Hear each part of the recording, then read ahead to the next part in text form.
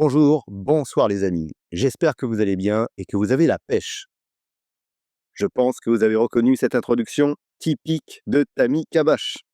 Écoutez, aujourd'hui, j'aimerais mixer deux passions. La première, c'est la finance. J'écoute systématiquement Tammy Kabash et d'autres chaînes.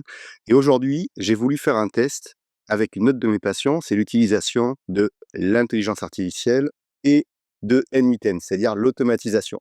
J'ai envie de vous montrer en fait ce que j'ai pu faire pour analyser les prédictions, les recommandations de Tammy Kabash. La question étant, est-ce que Tammy Kabash est un gourou, un oracle de la bourse, ou bien fait-il des analyses et les résultats ne sont pas à la hauteur de son renom? Donc je vous montre, on est sur la chaîne de Tammy Kabash. Je vais faire une vidéo très rapide. Premièrement, je récupère toutes les vidéos de Tammy Kabash depuis, je crois, 2018. Ça fait des centaines de vidéos. Tammy n'arrête pas de publier. Deuxième étape, une fois que j'ai toutes les URL de toutes ces vidéos, je vais dans Happify, je récupère le transcript, donc je mets toutes les URL de Tammy, j'utilise une extension, ça coûte rien, vous avez 5 $ gratuits, ça suffit pour faire l'extraction de tout ce dont vous avez besoin. Troisième étape, je crée une automation avec un logiciel qui s'appelle N8N. Je fais un Excel qui est relié en fait à tout le transcript que je vous montre juste après. Je fais une boucle pour prendre chaque vidéo une par une. Je l'envoie à l'intelligence artificielle. Dans ce cas-là, c'est ChatGPT. Je prends un petit code pour nettoyer le retour du transcript et je renvoie le transcript dans Google Sheet. Je vous montre maintenant le Google Sheet. Hop, on va prendre ici. Ici, vous avez la liste de toutes les URL de toutes les vidéos de Tammy Kabash depuis, je crois, 5 ans. J'ai récupéré également le temps de ces vidéos et j'ai sélectionné uniquement les vidéos qui font plus de 10 minutes. Ce qui me permet en fait d'avoir des vidéos qui sont suffisamment construites. Ça élimine tous les shorts également qu'il a pu publier. Et ensuite, je récupère, grâce à l'automation, le transcript. Donc, vous voyez ici, j'ai l'ID de la vidéo, la durée de la vidéo, ici 14 minutes et 29 secondes. La date, celle-ci est de 2022. Ici, on a le titre, la description, la durée en minutes, le lien de la vidéo, et ici, tout le transcript, hop, de la vidéo. Je vais essayer de vous montrer ça un peu plus. Vous voyez, on a tout le détail de la vidéo, donc plus ou moins long. Et ce que je fais donc, c'est que j'envoie tout ce transcript à ChatGPT pour obtenir une liste, vous allez voir ici, de toutes les valeurs qu'il cite dans la vidéo. Donc on trouve des devises, des matières premières, des actions françaises, européennes, asiatiques, etc. Et si vous regardez au total, on a quand même des milliers ici, des milliers de réponses, avec à chaque fois, ce que j'ai fait, une petite automatisation, c'est que j'ai pris le cours à la date de la vidéo. Donc vous voyez ici, alors le US$, j'ai éliminé bien entendu les erreurs potentielles ici. On voit l'or, le Bitcoin, l'argent, Nvidia. On prend le cours de l'action à la date de publication. Et derrière, alors là, ce sont les vidéos récentes, donc il n'y a pas de valeur, mais si je descends, hop, j'ai pris ici, deuxième colonne, la valeur 90 jours après, c'est-à-dire 3 mois après, 6 mois après, 9 mois après, hop, on continue ici, 1 an après, et une dernière colonne, c'est carrément 2 ans après. Donc l'idée étant de comparer, vous voyez par exemple, si je prends Baba, donc Alibaba ici, hop, on a une action au moment où la publication était à 88 $. On était plutôt dans un sentiment vendeur d'après l'analyse de l'intelligence artificielle sur les propos qu'a pu tenir Tammy Kabash. Il a évolué 90 jours après à 90, puis 91, puis 84, puis 92, puis 81. Bon là, en gros, effectivement, il valait pas mieux être acheteur, mais elle n'a pas baissé énormément. Si on prend le BTC en dessous, ici, vous voyez, on était vendeur. Ben, on voit que 90 jours après, on est passé de 19 000 à 17 000, puis à 16 000. Donc là, 3 mois après, 6 mois après, la prédiction était correcte. Et bien entendu, il faut écouter les vidéos suivantes pour voir s'il était toujours vendeur, puisqu'on voit qu'après, ça explose à la hausse. Et ainsi de suite. Et donc, vous voyez, ce que j'ai fait ensuite, c'est que j'ai pris une dernière colonne ici, où en fait, je mets le pourcentage d'évolution entre la date de la publication de la vidéo et 90 jours après, 6 mois après, 9 mois après, 12 mois après, 2 ans après. Donc je ne vais pas vous lister bien entendu tous ces éléments-là. Ce que je vais vous montrer, c'est le résultat. Alors, dans le résultat ici, ce que j'ai fait, c'est que j'ai nettoyé toutes les erreurs qu'il pouvait y avoir dans l'IA. Il en reste encore sans doute, c'est un exercice. Donc je ne suis pas en train ni d'encenser Tammy Kabash, ni de critiquer Tammy Kabash. Je fais juste une analyse pour vous montrer ce qu'on est capable de faire avec l'intelligence artificielle sur justement ce type de vidéo. Et donc je vais quand même vous donner le résultat que l'IA m'a donné. Si je prends ici ce que l'IA a détecté comme un sentiment d'achat, c'est-à-dire que pendant la vidéo, Tammy Kabash a cité une valeur, que ce soit une action, un indice, une crypto, etc. Et l'IA a détecté que c'était soit plutôt acheteur, soit plutôt vendeur. Alors comme vous le savez, Tammy Kabash ne donne pas de conseils en investissement et en plus, il donne rarement des conseils particulièrement clairs d'achat ou de vente, il nuance systématiquement. L'idée étant, cette fois-ci, que l'IA, alors on est sur ChatGPT 4.1 pour info, va détecter et avoir ce sentiment d'achat ou de vente. Donc pour lire ce tableau, ici on a un premier tableau sur ce que j'appelle le verdict 90 jours après la publication de la vidéo de Tammy. Et ici, on a en colonne le type d'asset, finalement, d'actifs qu'il a conseillé. Donc ici, des actions Asie, les actions Chine, Europe, actions Taïwan, etc., les cryptos, les devises, et ainsi de suite. Et on retrouve ici les années. Donc ça me permet, moi, on va dire, d'une année à l'autre, de regarder si son sentiment, c'est-à-dire le sentiment de prédiction à l'achat dans ce cas-là, était plutôt bon ou pas. Alors, on peut voir ici les performances par type d'actif. Et à la fin, on voit le total. Donc là, si je prends le total général, à 90 jours, quand on était à l'achat, et si on avait investi dans les actions ou les indices ou les cryptos que Tammy conseillait à l'achat, 90 jours après, on aurait fait 7,9% de profit. Donc une croissance de ces valeurs-là de 7,9% en moyenne. Et comme vous le voyez, on a certaines années où c'était bien plus. En 2019, ça commence à dater, hein, on était à plus 10% sur l'année. 2020, excellente année, plus de 27%. 2021, ses prédictions étaient moins justes. On a fait un plus 0,7. Puis 2022, année compliquée, hein, Covid, etc. Là, effectivement, les valeurs à l'achat globalement ont été plutôt à moins 2. Maintenant, si on regarde les indices asiatiques, vous voyez, on était à plus 48%. Les actions US, plus 2,8%. Là où on s'est planté, finalement, c'est les moins 27% des cryptos. Vous savez, en 2022, c'était une année toute pourrie. Et l'IA n'a pas détecté, en tout cas dans les intentions de Tammy, le fait qu'il fallait sortir des cryptos. En tout cas, c'était pas suffisamment clair pour que l'IA le détecte. Même chose, verdict cette fois-ci à 190 jours pour les actions ou les indices à l'achat. Donc cette fois-ci, 90 jours après, si on avait investi dans toutes les valeurs qu'il recommande à l'achat, on aurait fait 12,8% de croissance sur son portefeuille. Ce qui est pas mal du tout. Vous voyez également ici, on a des années plus ou moins bonnes. On voit que l'année 2025, mais elle vient juste de démarrer, donc pour moi, elle n'est pas du tout significative. On est à moins 0,6. Elle n'est pas significative tout simplement parce que 2025, comme vous voyez, 181 jours après, on n'y est pas encore. Vous voyez, même ici, à mon avis, il doit y avoir un petit bug. Il n'y a aucune raison qu'on ait une crypto qui apparaisse 180 jours après, alors qu'on est le 2 mai. Par contre, on voit que globalement, les performances à 6 mois sont plutôt bonnes quand même. 12% de croissance sur 6 mois, c'est pas mal et au global, sur les années, c'est pas mal. Et si on enlève celui-ci, donc l'année 2025, on est en moyenne à 11,5%. Ensuite, 9 mois après, si on avait acheté les valeurs à l'achat, on serait à plus 23% en moyenne sur donc les 6 dernières années. Avec, pareil, certaines années où on a cartonné. Vous voyez ici, alors là, c'était l'année 2020, énorme carton sur le Bitcoin.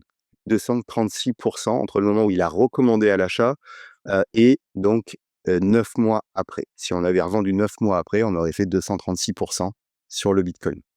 Alors on a des années moins bonnes, comme vous voyez ici, on a des années même neutres. L'année 2023 était pas mal. L'année 2024, bon, 12%, ce qui est pas trop mal en soi. Mais vous voyez, on n'est pas, sur chaque année sur d'excellentes performances. Les cryptos toujours à l'achat, vous voyez en 2024, 44 2023, 79 sur les cryptos. Passons maintenant 1 an après, donc recommandation qui a été faite au moment de la vidéo et on regarde le cours de cet actif 1 an après. Cette fois-ci, on est à 31 de croissance. C'est excellent, c'est-à-dire que en 1 an, vous auriez pu, en suivant toutes les recommandations de Tammy Kabash, faire 31,8 en moyenne de croissance sur votre portefeuille, avec, vous le voyez ici, des années plutôt bonnes, 2019-2020, excellente année, toujours boostée par la crypto. Une année 2021 de crise, bon, je pense que même Tammy, on peut l'excuser de se planter à certains moments, et encore que il avait quand même bien senti certains rebonds, notamment vous voyez en Asie. L'année 2022 moyenne, 2023 excellent cru, 2024 pas mal du tout, 20 de croissance quand même, c'est excellent. Vous voyez la moyenne à 31 tout de même. Et puis j'ai fait également un verdict à 2 ans, c'est-à-dire 2 ans après la vidéo. Alors vous allez me dire, bien entendu, l'avis de Tammy 2 ans avant, a pu largement changer entre-temps et souvent il revient sur des valeurs sur lesquelles il était à l'achat au départ et puis ensuite, il est vendeur.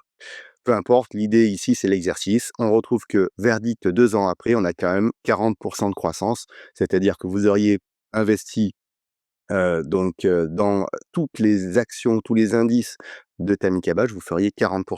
Si vous faisiez que les actions, ce qui sont finalement je vais pas dire le plus simple, mais en général le plus pratique à analyser, on aurait été à 54 de croissance sur les actions.